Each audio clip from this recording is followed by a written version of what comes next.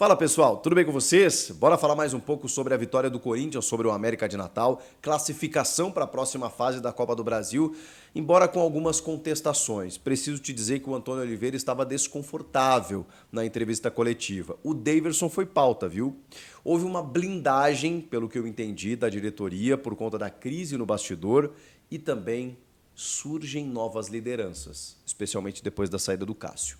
Chega mais, eu sou o Chico Garcia, inscreva-se no canal e vamos juntos!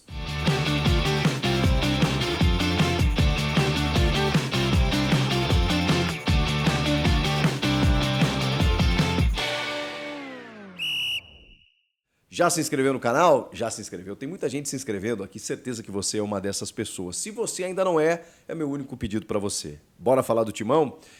Gente, eu escutei as entrevistas no pós-jogo, né, especialmente a coletiva do Antônio Oliveira, também passaram ali pela zona mista o lateral Hugo, o zagueiro Kaká, e tenho alguns destaques aqui para apontar. Bom, o Antônio me pareceu, tá, eu posso estar errado, porque o Antônio, assim, é um cara muito educado, né, especialmente nas primeiras entrevistas, né, dele, ele sempre agradecia por cada pergunta, sempre trocou muita ideia ali com a imprensa na entrevista coletiva, de uma forma muito elegante, né? E ele não gostou, foi uma sensação, evidentemente, não gostou de ser questionado em relação a algumas situações do Corinthians passar sufoco para passar pelo América. E eu acho que existe uma diferença entre você dizer que o Corinthians passou sufoco diante do América, porque isso realmente não aconteceu. Existe uma diferença entre você dizer que passou com o sufoco. Sim, existe uma diferença, porque assim, não foi que o América criou muitas chances e o Corinthians passou sufoco contra o América, não. Mas o Corinthians passou meio que raspando, porque ele vence por 2-1 os dois jogos. E o segundo gol no segundo jogo, ele vem lá nos 45 e antes disso o Carlos Miguel tem que fazer uma defesa quando o jogo estava 1-1. E aí a partida poderia ter ido para os pênaltis. Então foi com um sufoquinho. Não é que o América sufocou o Corinthians. Não é que o Corinthians passou sufoco com o América a ponto do América pressionar o Corinthians. Não, mas o Corinthians passou com o sufoco. Não sei se eu me fiz entender, mas existe uma diferença. E aí eu acho que o Antônio entendeu como se o Corinthians tivesse sido muito atacado, como se tivesse enfrentado dificuldades, mas ele entendeu também quando ele diz que nem todo jogo vai ser igual, o torcedor quer o quê? Que a gente vem aqui e ganhe por 10-0, não é assim que funciona, tem um adversário do outro lado, o mais importante era a vitória, a classificação, e isso aconteceu. Então, assim, ele entendeu que o time não jogou também como deveria, mas ele, enfim, se baseia nas finalizações, foram quase 30. É claro que o Corinthians teve 65% de posse de bola, dominou o jogo, controlou a partida, mas em termos de desempenho técnico, plástico, digamos assim, deixou muito a desejar, pelo menos na minha análise, na análise de muitos, mesmo entendendo que o resultado era o mais importante e a classificação também. Então, tudo isso tem que ser levado em conta. Mas, por conta de constantes perguntas na entrevista coletiva sobre o desempenho do time, eu fiquei com essa sensação, que ele ficou meio desconfortável, meio chateado assim, de ter que responder sobre isso depois de uma vitória. Porque tem isso, né? Eu vi até muitos torcedores, e é natural, comentando, gente, parece que o Corinthians perdeu o jogo, o Corinthians ganhou e tal. Ganhou, gente. Ganhou de um adversário da Série D. E ganhou, assim, com um gol aos 45 do segundo. Não precisava aplicar 10-0, mas eu imaginei uma partida mais tranquila, até por jogar em casa. Na ida, o Carlos Miguel trabalhou muito, mais do que deveria, mas o Corinthians venceu também. Nesse jogo da volta, eu imaginei que o Carlos Miguel fosse trabalhar menos. Ele trabalhou menos, mas ele também tem uma defesa importante no momento crucial, que você pensa, caramba, mas tá bem, vamos lá. Os caras falam, né? O Antônio falou, os jogadores falaram. Tem um adversário do outro lado, em algum momento os caras vão te gerar perigo e tal, e a gente conseguiu passar por isso e classificou. Realmente, é o mais importante, tá? Só que aí, digamos assim, nessa inconformidade do Antônio na entrevista, ele começa a dizer assim, se você quiser, numa das perguntas, eu te trago uma lista aqui dos jogadores que ficaram de fora, que eu tenho fora. Então, a gente também tem que passar por esses desafios e tudo mais. E aí ele pegou o bloquinho uma hora, assim, né? E citou jogadores que saíram em definitivo. Maicon, Rojas e Cássio. Peraí. Ele até fala, né? O Maicon por lesão, os outros dois... Gente, o Rojas não estava jogando. O Rojas não faz falta. O Rojas é um bom jogador, o Corinthians pagou caro nele. Se ele tivesse jogando a pleno, obviamente seria um desfalque, mas o Rojas não estava jogando nada. Então, desculpa, o Rojas não é desfalque. O Maicon é. Embora o Breno Bidon, na minha opinião, esteja jogando mais do que o Maicon. E o Cássio... O Cássio não é um jogador que entraria no decorrer da partida mesmo estando no banco de reservas. Ou jogaria o Carlos Miguel ou jogaria o Cássio. E o Cássio foi para o banco por questão técnica do próprio Antônio. Ele preserva o Cássio depois da entrevista lá contra o Argentinos Júnior e tudo mais, mas o Cássio poderia ter voltado. Não voltou por quê? Porque o Carlos Miguel está melhor. Então, assim, aí ele cita outros três. O Pedro Henrique, o Mateuzinho e o Palácios. Palácios... Desculpa. O Palácio tem, sei lá, acho que ele tem 30 e poucos minutos. Não dá para contar com o Palácios. O Mateuzinho e o Pedro Henrique, ok. São desfalques. Ok. Eu não sei se mudariam muito, né? Mas, enfim, foi a lista que ele apresentou de jogadores que ele muita gente de fora, segundo disse o Antônio Oliveira.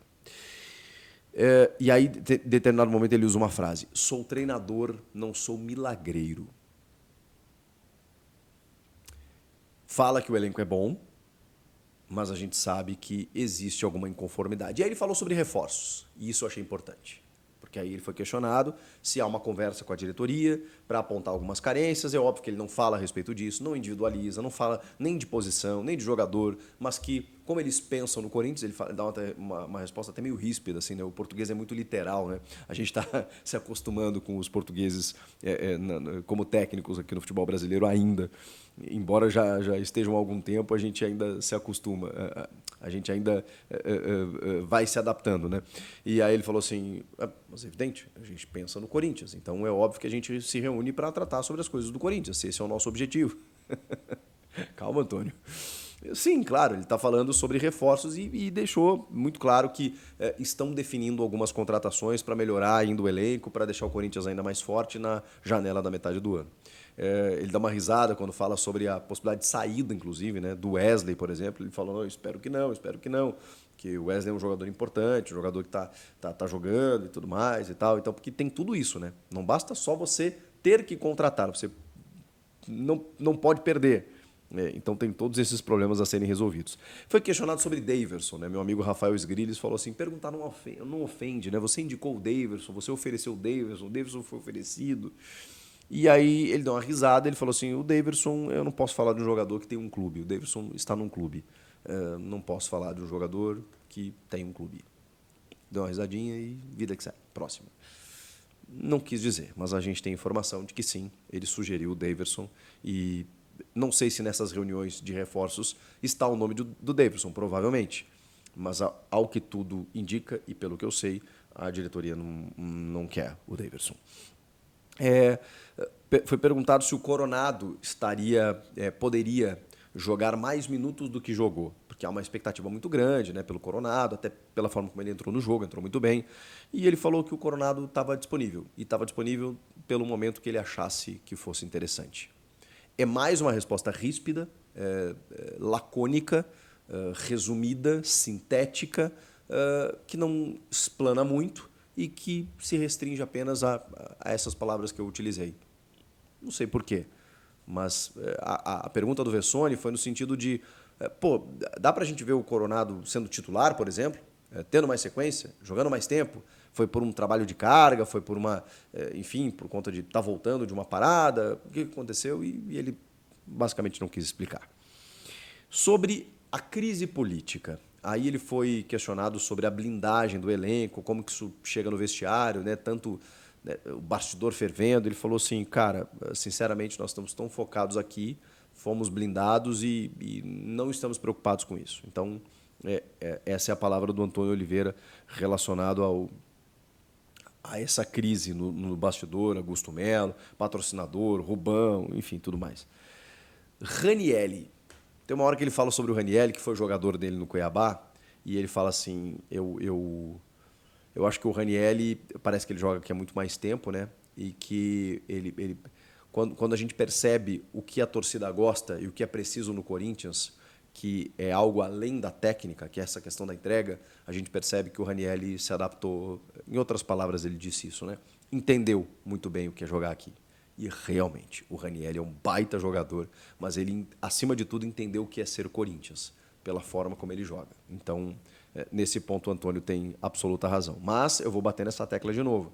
Não tem substituto para o Ranieri. Falta um substituto para o Ranieri. Depois, na zona mista, passaram dois jogadores, como o Hugo e o Kaká. O Hugo ainda já se soltou um pouco mais dentro de campo, tá? Ele tem melhorado, mas fora de campo, na entrevista, ainda precisa um pouquinho mais, né? As respostas muito curtas. Falou sobre a diretoria ter blindado eles a respeito da questão política. Disse que está sempre buscando evoluir, que inclusive está fazendo treinamentos específicos, táticos, com o Antônio Oliveira para poder melhorar. Ele está sendo um pouquinho mais construtor, né, aparecendo mais por dentro, tem uma parceria com o Wesley bacana, ele tenta encontrar o Wesley pelo lado esquerdo o tempo inteiro. E aí ele foi questionado se no início, né, se ele sentiu um pouco a questão da proporção, Corinthians, a camisa, o estádio e tal, e ele falou que sim, que agora já está mais tranquilo, mas que no início foi tenso exatamente por tudo isso. Fala que também ele está melhorando porque a confiança é tudo, né, a confiança vai aumentando, o time está evoluindo, está vencendo os jogos, então tudo facilita. E que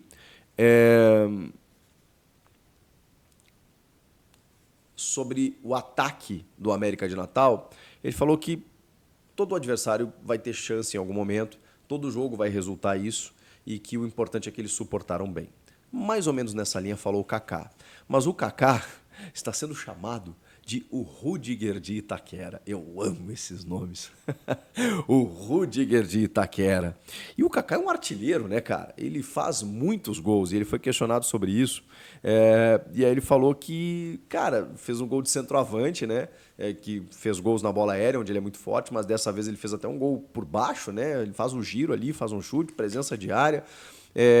E que falou sobre a pressão, né, sofrida para o América e tal, que realmente o time tem que concentrar mais para não sofrer o que aconteceu, para não passar o que aconteceu, e que ele realmente veio para fazer história, para ser multicampeão. Foram as palavras do Kaká. Quero fazer história, quero ser multicampeão.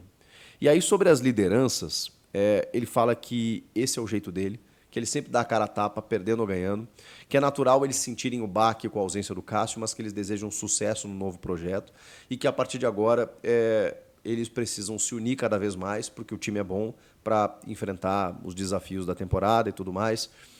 Mas ele me chamou a atenção quando ele fala que ele tem esse perfil. Ele fala que o futebol você precisa de líderes e que ele quer ser um líder, que ele tenta ser um líder todos os dias. E está muito claro para mim que é uma das novas lideranças. Você percebe o Ranieri, você percebe...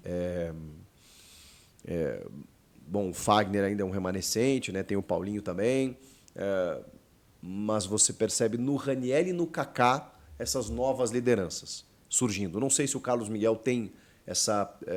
no discurso. Acho que ele pode ser um líder técnico, ele dá uma matada numa bola uma hora, né? Que a bola vem assim, ó, e ele bota para dormir. Joga muito bem com o pé, né? O Carlos Miguel, acima de tudo, né? Baita goleiro, grande, ágil e ainda tem a reposição, tem o jogo com os pés. Isso vai fazer muita diferença.